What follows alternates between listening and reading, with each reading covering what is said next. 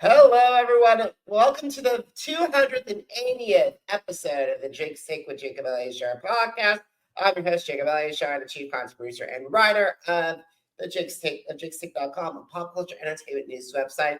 If you haven't been here before and this is your first time, if you're watching us on YouTube, please give us a thumbs up and please subscribe to my YouTube channel. If you're listening to this on any of our audio platforms, please give us a 5-star rating. And please download this episode and more episodes as well. So I want to say on the 280th time, thank you so much to all of my guests and all of the PR publicists and managers who I've worked, trusted this podcast to for helping. Also, I want to thank you, all of you who watch or listen to the podcast. Thank you so much. All righty. Now I got that out of the way. I'm very excited to bring up my guest for this 280th episode. She's a music industry veteran and the co-founder of the artist-centric record label, Willow Sound Records, and she's the author and author of the You and the Music Business book, and also a podcast as well. So please help me welcome Tara Shannon to the podcast. Hello. Great to be here. Thank you so much for having me. 280 is a good number. I like that number. Thank you so much. I'm glad that you're here. Thank you, Tara. Thank you so much for taking time out of your schedule to speak with me. And let's get started, shall we? All righty. So the first question, when did you get interested in performing and how did that passion evolve into desire to pursue a career in the entertainment industry? Such a great question. Well, I was one of those kids that started studying piano when I was really little and fell in love with music in general. And that led me to a path of being a classically trained performer on piano. And then I studied jazz saxophone. And I went to McGill University in Montreal, Quebec here. And I was headed on a path to perform. And then I wrote my first song. And I wrote a song for my cousin's wedding. And I don't recommend to people that you write your very first song and then present it to somebody on their most special day of their life. But it worked out for me. But in my coaching work, I'm like, not a good idea to do that. So yeah, and when I started writing, I fell in love with the process of songwriting. And then I was like, I want to be a singer-songwriter. And I just felt like, the resonance in that for me was just really strong. And so that sent me down a path of, chasing this thing called being a recording artist and, chasing this other thing called a record deal and getting signed, which this was, decades ago. And so I had zero understanding of the music business. I was just like listening to what people were saying. Oh, this is what you need. You need to get signed, or, you need a record deal. You need to be on tour. And so I chased that and was offered a record deal with a startup label connected to a bigger label in the States. And I had 3 young kids at the time. And I had no idea that what would be required of me, time away from my family and being on the road all the time, would be in direct conflict with what I felt like my first calling was being a mom. And so I changed course. I was like, I can't do any of the things that you want me to do. And I was like, and then I just focused on songwriting and built a niche for myself, writing songs for organizations in partnership with organizations for events. And yeah, kind of stayed in it that way, and then started my label. I took a break from music for a little bit because I have 7 children. So I went on to have 4 more. So I have 5 boys and 2 girls.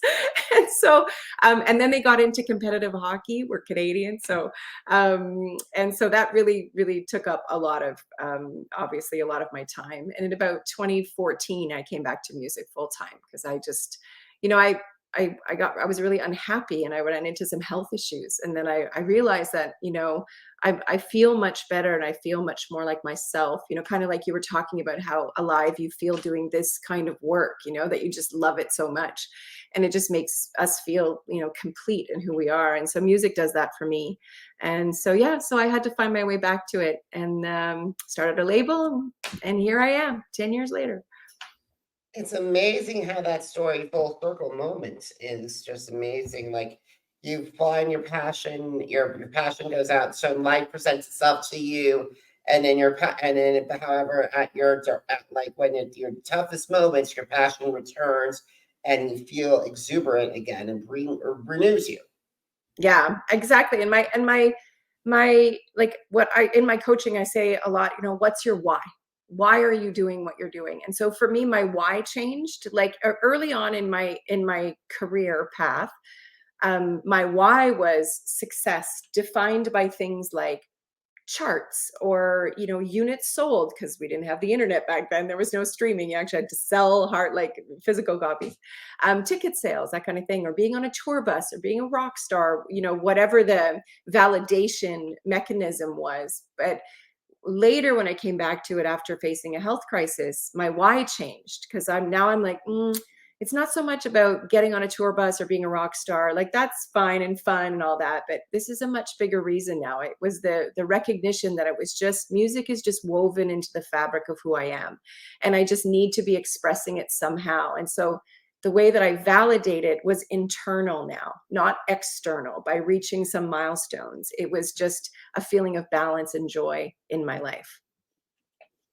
And I gotta say, that's amazing. That's incredible. And I gotta say this, it's like this is like a road for you. Like, my why has changed so much.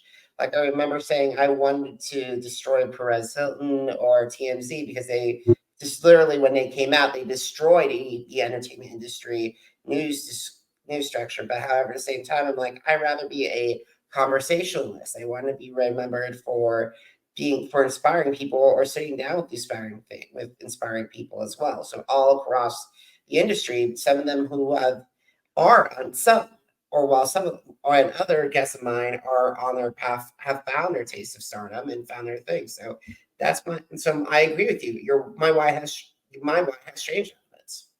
Yeah, I mean, I understand that instinct. You're looking at, because we're kind of wired to be competitive, in general, in our society, but also in these spaces and in the entertainment space. There's only so many spots for people.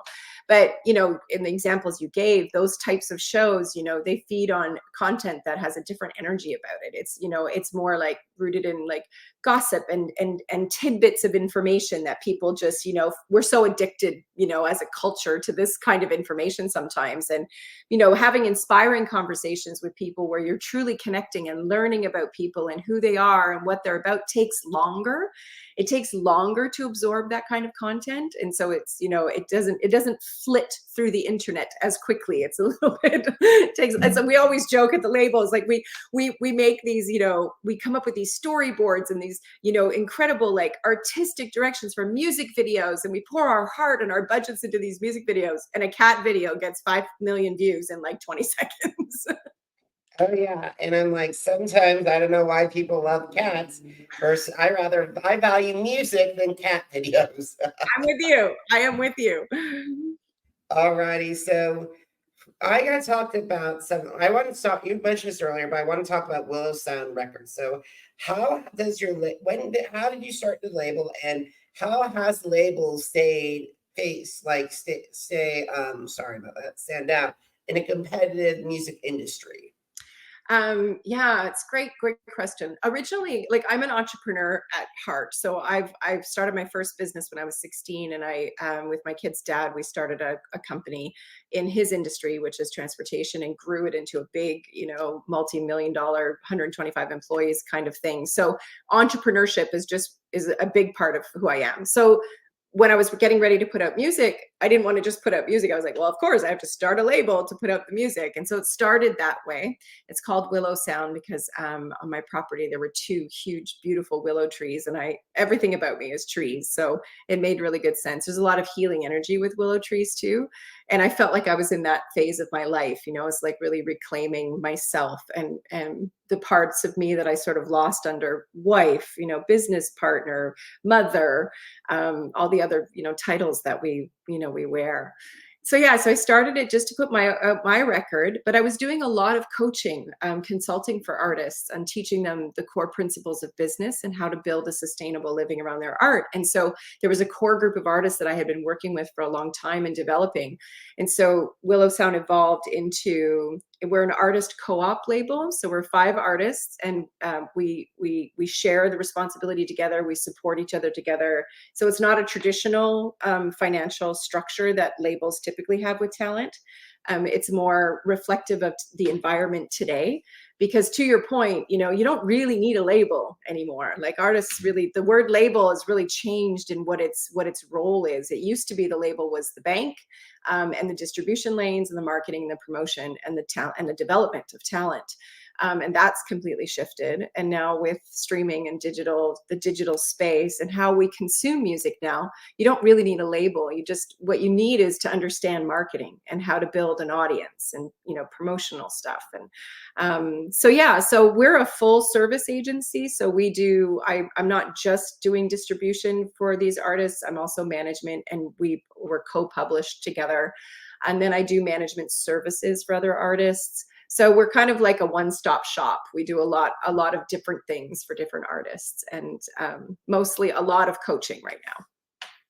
I gotta say that gives you a lot of people a lot of times, because, for example, I'd rather do like a small label, which is like, yes, it's small, but it's also mighty, compared to labels that are world renowned.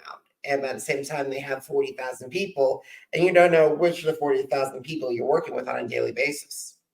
Yeah, I mean, they're totally different animals, like in business in general, no matter what the product is or what industry, you're going to get sizes of businesses that are, like one-stop shops, a mom and pop shop, one person self-employed, a couple of employees, that kind of thing. So, our label is definitely, we are small, but definitely mighty. And also, the strategies to building an audience these days, the successful strategies that smaller labels use is more around microeconomics, that kind of thinking, like taking small amounts of money and doing the most you possibly can with it.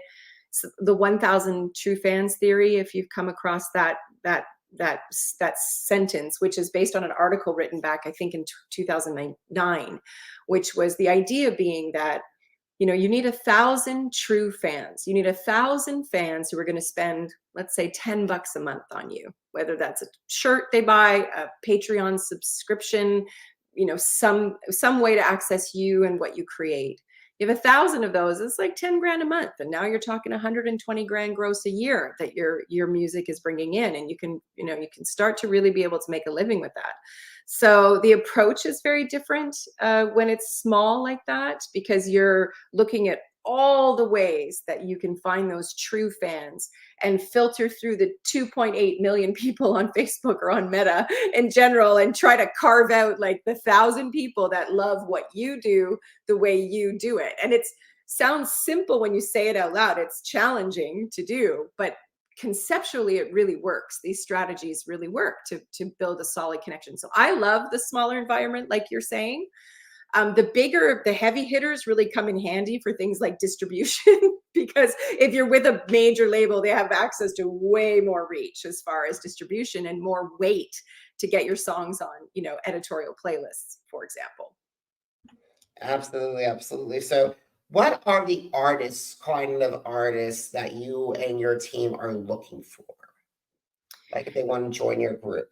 Yeah, so we have different levels. So on the coaching level of things, we have strategic planning, social media management, cash management, those kinds of coaching. That's anybody, really, any artist at any level of the game, no matter the genre, no matter the age, because that comes up a lot, that idea that, oh, I'm too old, I've missed my window. And I'm like, no, that's like old language connected to like major label deals. And there was reasons why they focused on younger people, because you need a really long runway to launch an artist internationally or globally. So if they're already 50 or 55, that runway is getting a little shorter. So doesn't matter the age, it doesn't matter the genre, it doesn't even matter the skill level. On the coaching side, I work with all levels, and it's really, my approach is very holistic, and it's about wellness and balance, and what's your why, and who's going to care about what you do, and finding a plan that works in balance with your life. We talk a lot about money. People don't like talking about money. It's very uncomfortable for people. Often they weren't raised in an environment where there was any discussion about money. So, we talk a lot about money because it's really important to know that it's going to cost money to make music. And so where is that money coming from? So coaching is for everybody. For management services, which is a bit more, there's a niche clientele for that. And that that is worth the investment and really works well for artists that have something going on for themselves. They've got, 30 plus, 50 plus shows a year, they've developed a market, and they're having a hard time keeping up, with all of the admin tasks. And so we provide some support there. And then for the agency part, we're 5 of us now in 5 different genres of music. So we're not really looking for any more people for that. I have a really special group of people that we work with together. That being said, though, a lot of management services clients that we work with, or, I've had artists reach out that, have a lot going on. But for me to say yes, I have to really believe that I'm actually bringing something to the table, that I'm the right fit for them, and that I can help move the needle for them. And if not, I sometimes help out just to connect them with the people that I believe could, are in a better position to really help that artist. So we take it on a case by case basis and try to offer support and meet the artist where they're at in their journey. I think that's fabulous, Tara. I think that's fabulous. And it's like, I admit a lot of times I pick guests based on their social media. As I got older, when I started out, I'm like, okay, I'll talk to everybody. But like, when you grow and get bigger and everything like that, I agree with you. You can be more selective. And that's why at times I have to turn people away, because they're not meeting my minimum social media requirements. Because you need an audience to help me distribute. I can't just do all the work. Yeah, that's really important. And you're helping to educate people along the way, because one of the core principles that I teach about in workshops, or if I'm speaking on panels and stuff, is what business is. And business at its core is trade. It's trade. So what's the trade? If somebody wants to be on your podcast or in your environment that you've worked really hard over 280 episodes now since 2019 to build this thing that has momentum. If I come to you and I have 0 audience, the trade isn't even. What's the trade, right? Unless then there's a model, like a financial model, where they're paying you to be on your podcast, because that makes it fair trade then. So people really need to understand, what do they bring to the table? And so does it feel like a fair trade? And if it isn't a fair trade without a transaction of money, then sometimes a transaction of money can help it be more fair. Absolutely, absolutely. I want to get to your book, because this is a conversation, is a perfect segue to your book, because in addition to your musical endeavors, you also wrote You and a Business, a self-care guide to finding balance and joy in today's music industry. So you and I have been going back and forth for the past couple of minutes and said about talking about that, but how can you please describe your writing process? Because that book, I think, would be hugely beneficial to our audience. Oh, I'm so glad to hear that. Thank you for saying that. I certainly hope so. The book really came as a result of thousands of hours of coaching, because I started to notice patterns, like I was just saying the same thing sort of over and over again. I was like, then I had that thought where I was like, oh, I wonder if I should write a book one day. I can't honestly say I grew up, dreaming that I was going to write a book. I mean, I'm a writer by trade, but I'm a songwriter first. So what was really fun about the writing process of a book is it's so much more expansive, because in songwriting, especially commercial songwriting, you have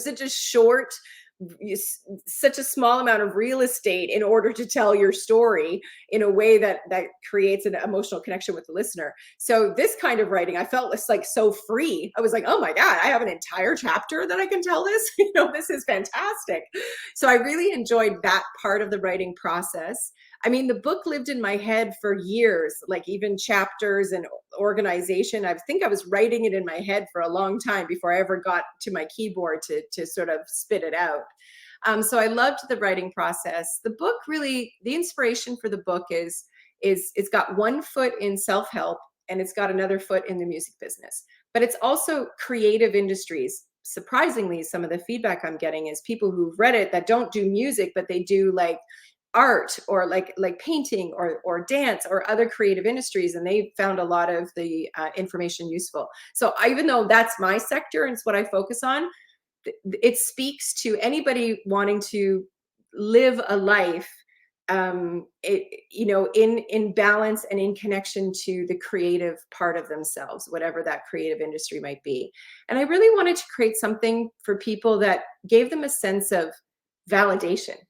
so that they weren't like, even if they were just sort of puttering around, or they're a hobby musician, or they've been grinding it out and slugging it out there with no, perceived industry success, that they had like a coach in their back pocket, somebody saying, or champion saying to them, if you're getting up every day and you love what you do, and you're just leaning into that process, then you're on the right path. Like, you don't have to wait, because we're kind of like, we talked about, these award shows and stuff like that, and we get all of this sort of these discovery and talent platforms.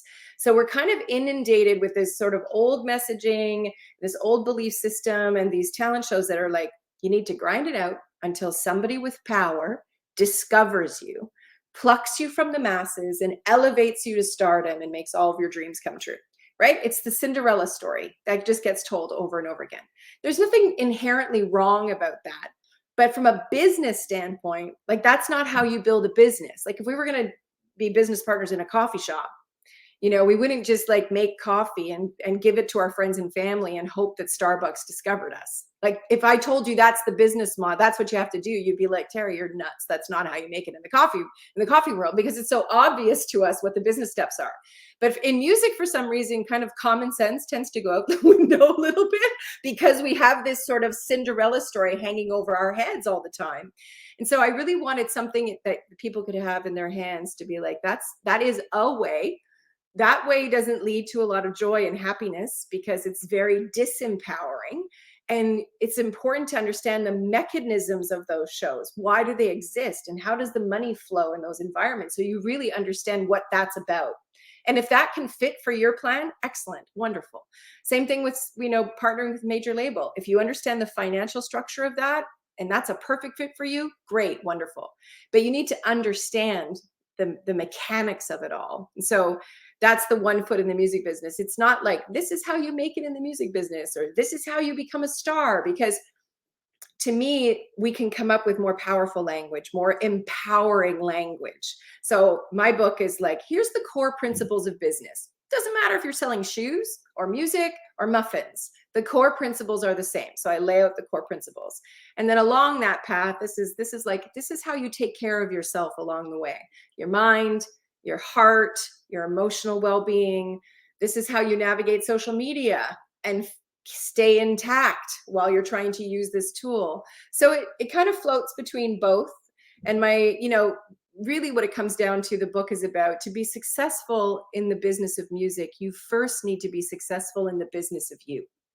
And one of my artists who read it first, she was in tears at the end of the book, and she said, this made me feel peaceful and powerful at the same time. And that's what I was going for.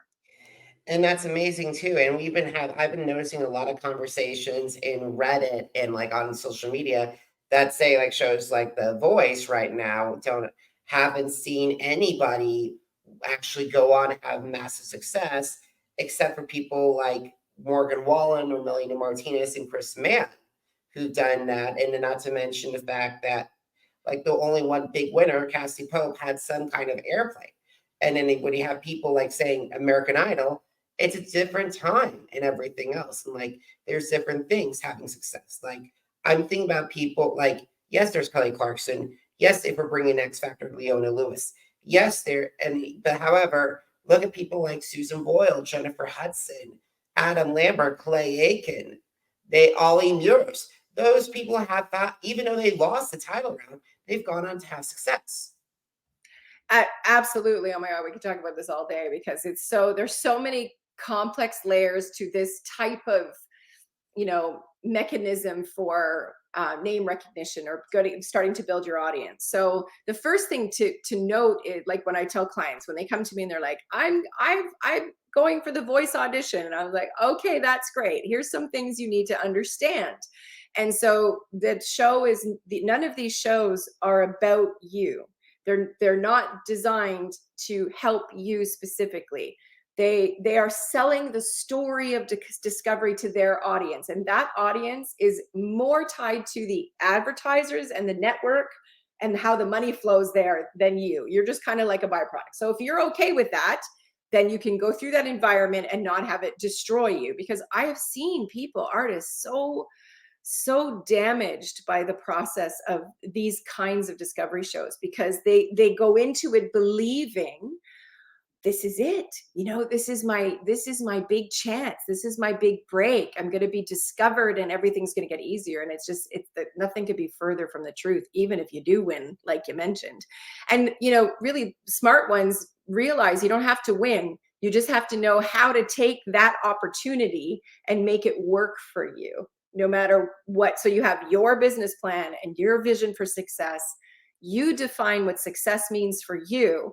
And then you look at that opportunity and go, wonder what I could do with, making it to the semifinals on this show and having 10 million people hear my name. What would I do with that afterwards? And that's the other piece too, is people think, oh, it's so easy. Well, if they win or they're in the top 3, well, they will automatically build an audience. Nope. Because the audience they are fans of the show. That's why they're there.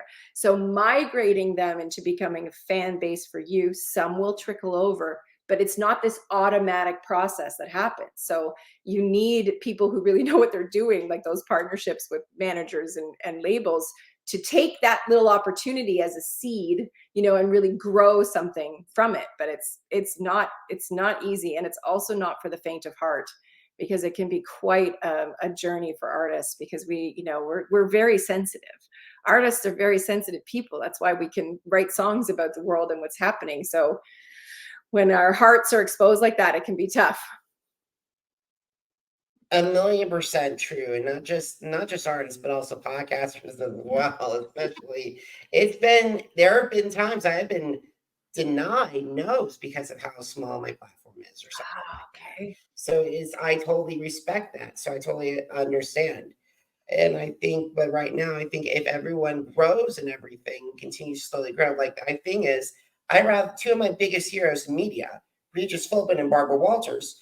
And even though they both passed on, they've had careers that span 50 to 60 years. Amazing. I love hearing who your heroes are. That's the people that inspired you in journalism. That's incredible. But you're And right. also media as well. But like the thing is, I'd rather see myself be a long part of the conversation instead of like people like have these social media personalities or YouTube personalities that last for 2 years and then they fizzle. Yep. Same idea for audiences with artists, right? It's like this, that's the vanity metrics versus conversion metrics. So vanity metrics is like, I got 1 million views on my video, or I have 100,000 followers on Instagram, whatever. And I'm like, that's great. It sounds great to say, but what's your conversion rate? Like, how many of those people are buying a t-shirt or buying a ticket to your show or streaming your music, right? Because the conversion rate is what really matters. Absolutely. And I've been in this industry for 14 years. I'm still learning about that. Well, you're doing great. You're still standing.